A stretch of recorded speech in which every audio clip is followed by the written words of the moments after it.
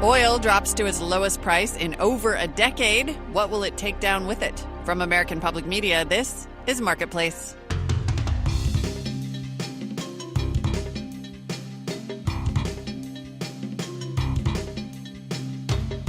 In San Francisco, I'm Molly Wood in for Kai Rizdal. It's Friday, the 15th of January, and we're happy to be here with you. And Friday must mean it is time for the weekly wrap-up of the big economic topics in the news this week. I've got Sudeep Reddy from the Wall Street Journal and Catherine Rampell from the Washington Post, and we have got a lot to talk about. Hi, guys.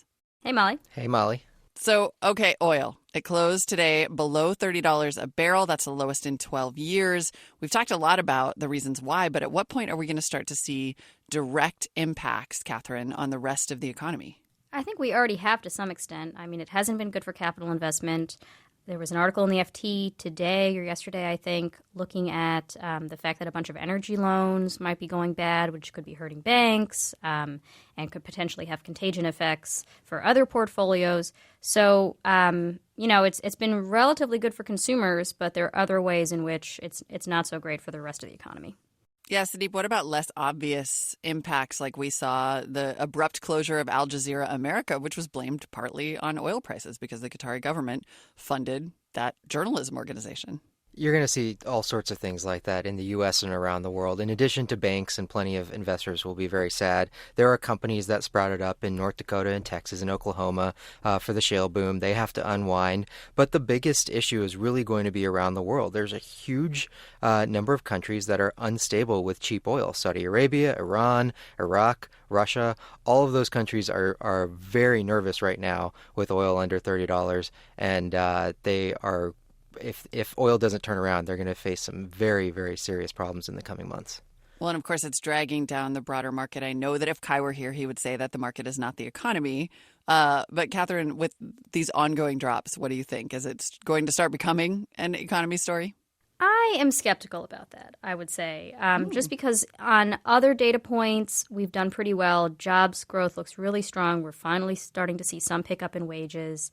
Consumers are content. I wouldn't say they're ecstatic, but they're looking pretty happy. It's not translating to stronger retail sales for some reason.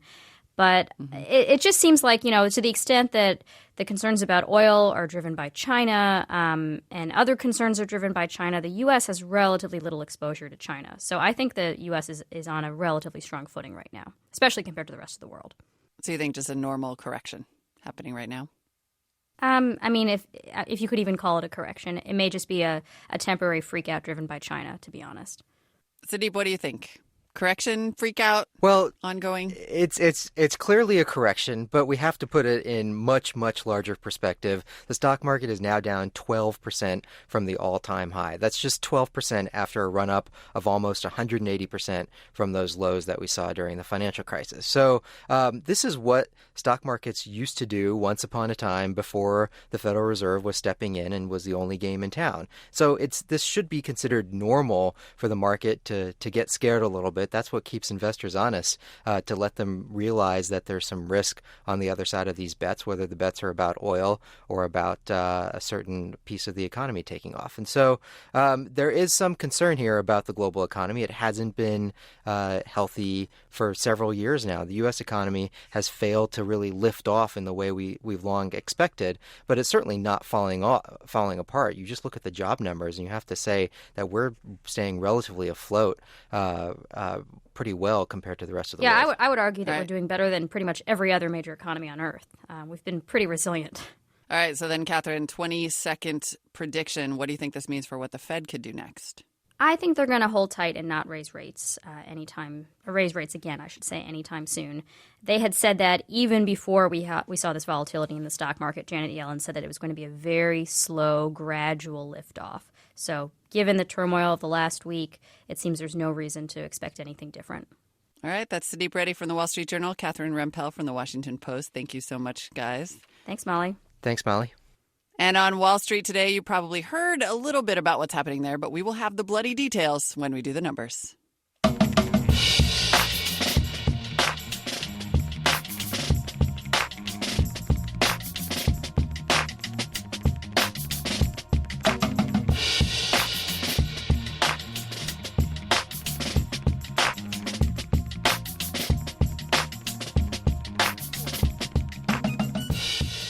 Okay, now imagine the gas in your car being artificially cheap. I mean, even cheaper than it is now.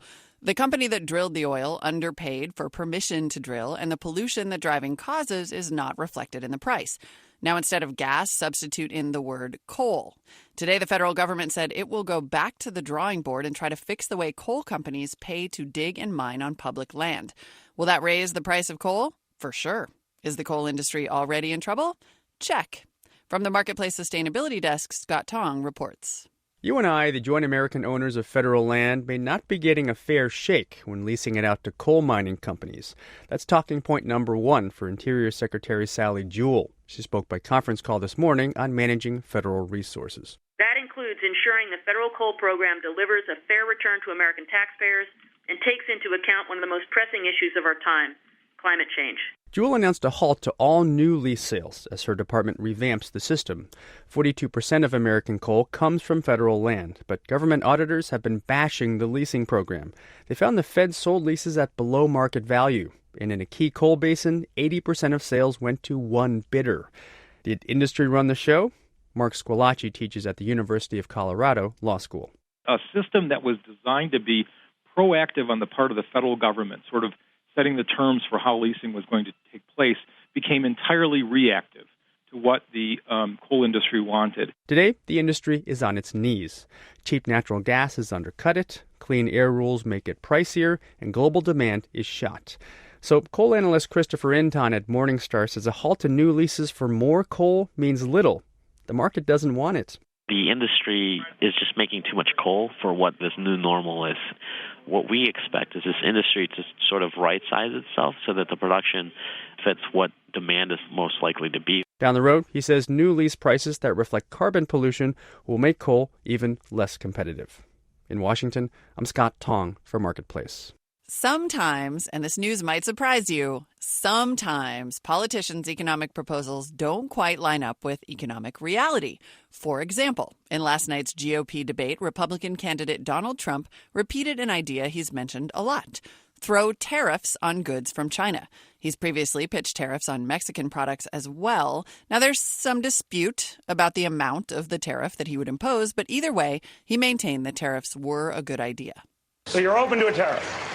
I'm totally open to a tariff. If they don't treat us fairly, hey, their whole trade thing is tariff. You can't deal in China without tariff. They do it to us, we don't do it. It's not fair trade.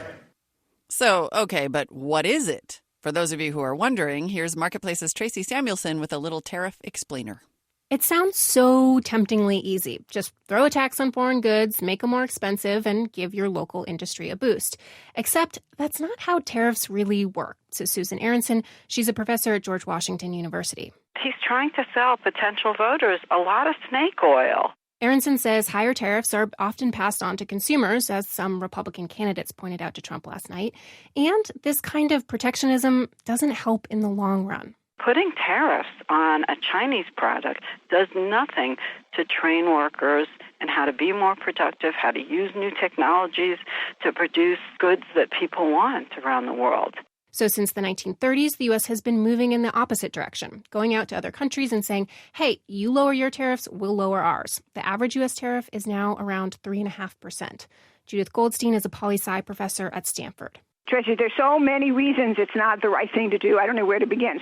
So almost immediately, there would be retaliation, legal retaliation. China could go to the World Trade Organization and say these tariffs are unfair and ask for compensation. But these are economic arguments, and Goldstein knows they're a tough sell to workers who are losing to global competitors. If you're, say, a steel worker and you're 55 years old, where are you supposed to go? Government, they might give you some money to retrain. There's a little trade adjustment assistance, but not enough. You are going to do everything you can not to have to go through that kind of pain. Tariffs, despite all economic evidence to the contrary, still have emotional appeal. I'm Tracy Samuelson for Marketplace.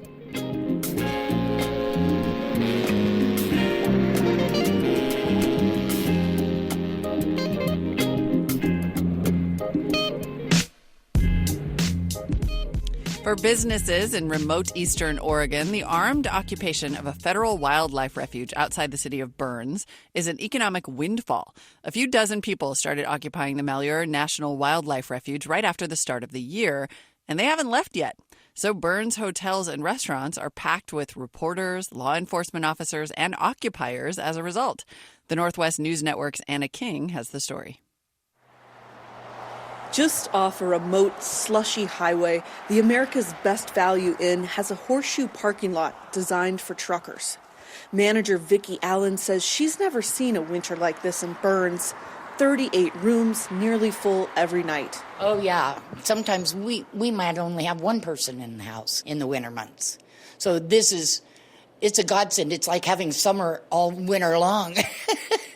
But she admits it's sometimes a strange mix at the Continental Breakfast Bar each morning. Law enforcement and occupiers hovering over the coffee urn, and Danish. The police don't bother anybody. The militia don't bother anybody. We only get maybe 2 or 3 militia in here a week. They come to clean up and go back out. Everyone has been well behaved, she says. They just don't talk over the differences between them, you know. For seasonal workers, too, this is a boon. In the winter here, some local businesses just shutter for months until spring. I haven't had a day off since New Year's Day, and normally I have 4 days off. Liz Hauer, a maid, says she usually doesn't have enough work this time of year to keep on. It's good for me right now, because usually I'm on unemployment about this time. Of the half dozen hotels I visited in Burns, most are selling triple or double the rooms they usually would this time of year. In town, the Bella Java and Bistro coffee shop is waking up. You have to clamber over piles of slick-packed snow to make it inside. Regulars, like a table full of ball-cap-wearing Burns veterans, trek in for coffee. Strangers, too, like a posse of Oregonian newspaper writers. Manager Tammy Delane is working overtime in the back. Today she was making lunchtime beef wraps for the 10 or so law enforcement officers protecting the town's elementary school. I wish it was different circumstances, but we do love it. It's helping the businesses as far as restaurants and stuff. She says she's had occupiers in too. They've been polite, but the sheer volume of business hasn't let up. Oh my gosh. It starts at 7:30 and coffees, breakfast, trying to do prep. Like I say, we're catering right now. Lunches are overwhelming, and they're still here at 3. But not every business is getting a boost. Traffic at the B&B Sporting Goods store has been just a tick over average. The store's owner, Denny Thomas, sells about any make of gun, ammo, or knife, or he'll order it in for you. We have high-end shotguns back there, higher-end shotguns, and rifles. These are our semi-automatic handguns. At any time of year, he sells about 4 guns a day. Last week, he says that skipped up to 5 a day. But he says no occupiers are coming in for bulk buys. We still have predominantly local shoppers. We get a few people coming in because they might need a pair of gloves. But other than that, things are pretty normal. The hot seller this week, shotgun shells to ranchers. There's a rabbit population boom this winter. People are blasting them to keep the hungry bunnies off their haystacks. In Burns, Oregon, I'm Anna King for Marketplace.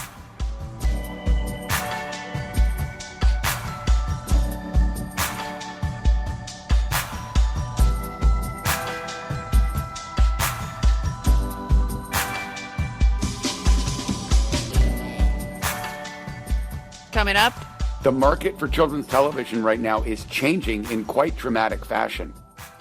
Oh, so that's why getting to Sesame Street takes an HBO password now. But first, let's do the numbers. The Dow Jones Industrial Average lost 390 points, 2 3/10% to close at 15,988. The Nasdaq declined 126, 2 7/10% to finish at 4488, and the S&P 500 dipped 41 points. That's 2 1/10% to end at 1880. We told you about the government's decision to halt new coal leasing licenses on federal land. Peabody Energy shed 6 6/10%. Other coal producers also lost ground.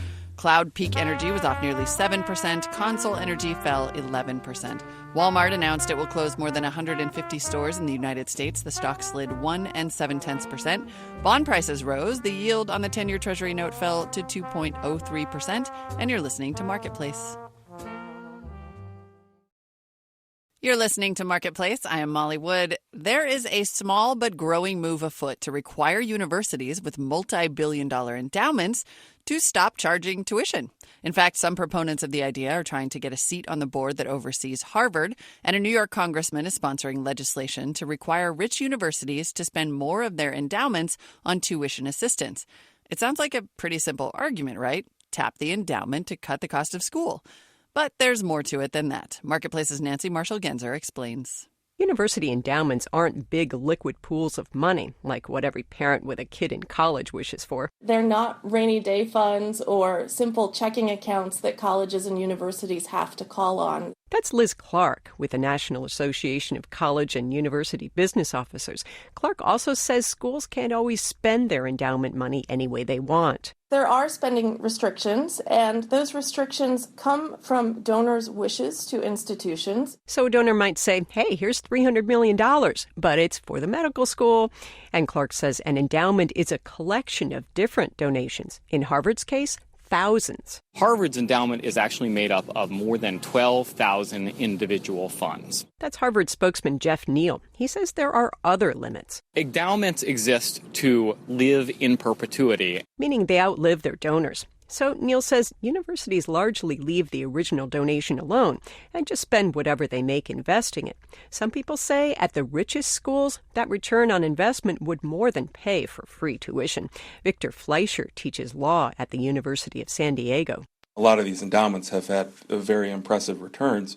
There's still some additional flexibility there in terms of the spending of the funds. But tuition assistance may be growing regardless. Liz Clark of the Business Officers Association says more donors are earmarking their gifts for student aid. I'm Nancy Marshall-Genzer for Marketplace. We've got a list of the biggest college endowments and the tuition that they charge on our website. That's marketplace.org. And food companies are having all sorts of trouble with their brands lately. Many are struggling to defend how healthy their products are or whether they have GMO ingredients. But another big issue that could really hurt their brand is food fraud. That's where suppliers may do things like substitute products or ingredients with lower quality, cheaper ones. Marketplace's Annie Baxter has that story.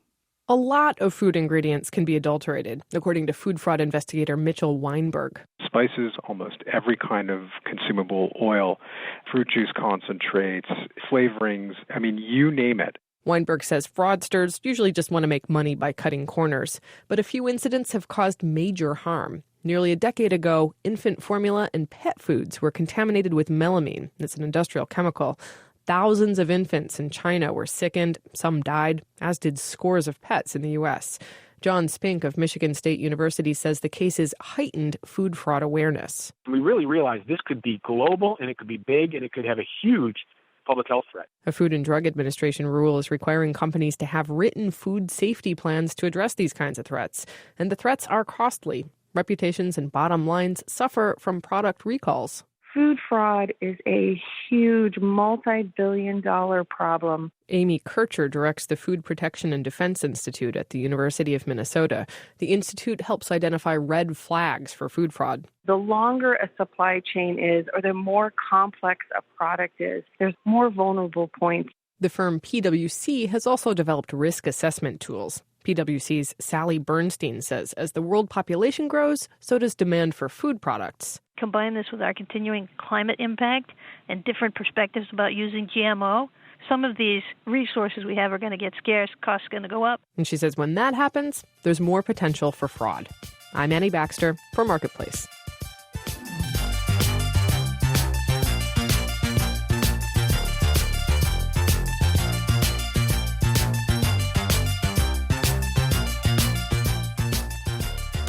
Sesame Street launches its 46th season tomorrow with a revamped theme song, a freshened up street, and a new home, HBO, where it will be available to subscribers only for the first 9 months before it moves over to PBS. Setting aside the question of whether there will now be lots more swearing on Sesame Street, the move is just one example of the changing landscape for children's television. Marketplace's Adrienne Hill has our story.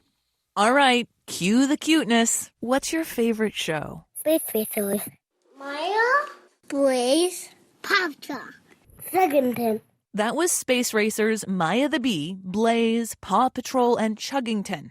Preschoolers and kids in general have dozens and dozens of shows to pick from these days. A far cry from the Saturday mornings of my childhood, when it was pretty much long cartoon blocks on the networks and a whole lot of ads. The market for children's television right now is changing in quite dramatic fashion. Jim Steyer is the founder and CEO of Common Sense Media. It's a nonprofit that rates and reviews kids programming. One change, kids TV has faded from the broadcast networks. They can make more money off adults and sports. And cable networks like Disney and Nickelodeon are having to defend their turf against streaming services and even YouTube. We're seeing a new paradigm where parents and families have more choices, where you're seeing cord cutters and streaming systems that give more options to kids and families. A 2014 study from SNL Kagan found nearly a quarter of the TV content on Amazon is for kids.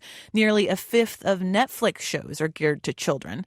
They've got the classics. It's a beautiful day in this neighborhood. And they're producing their own shows, like Tumbleleaf on Amazon. Oh, hi.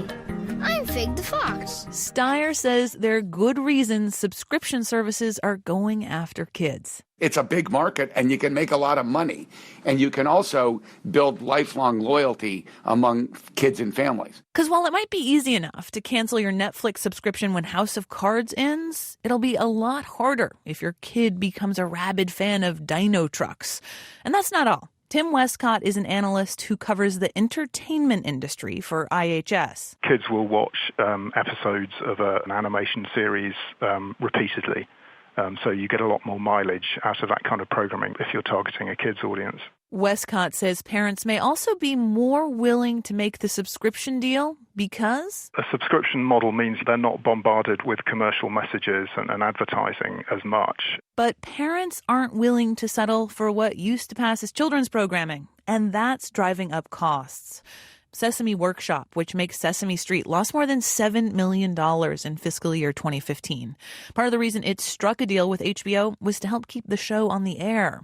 Leslie Rotenberg is the general manager of children's media at PBS, which makes shows like Curious George and Daniel Tiger's Neighborhood. Kids who are used to seeing, just really, really high quality media, and that's what they expect all the time now. Also, creating a show is much, much more involved. We used to think about a show as being linear and narrative. Now we think of a show in terms of transmedia. We're creating a world that kids can play in. On tablets, on computers, PBS Kids has more than 40 apps. But for all the changes in kids' television, Rotenberg says kids still want the same things they've always wanted. Fun characters who their parents will let into the living room, and good stories, which they're much better at describing than I am. Because I like it. It's my dad's show. I like when airplanes do everything. Because I love it so much because it bounces on and then they wiggle. And who doesn't like some good wiggling now and then? I'm Adrienne Hill for Marketplace.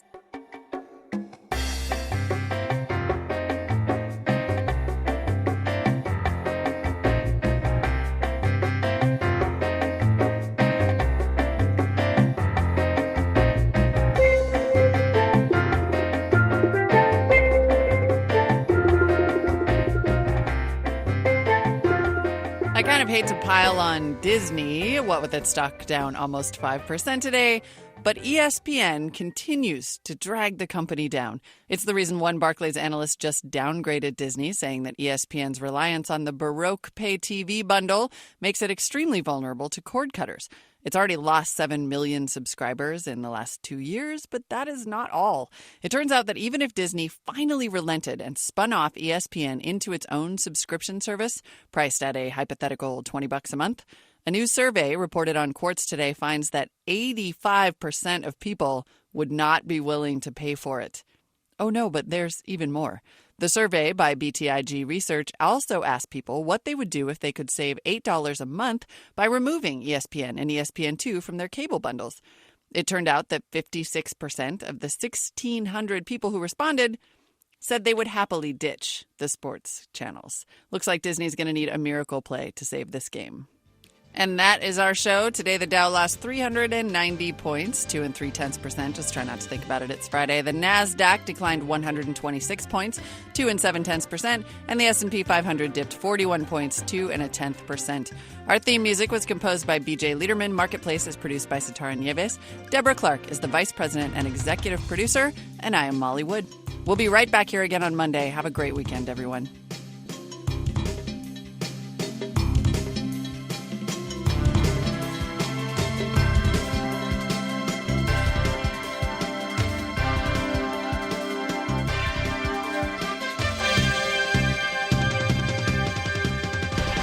This is APM.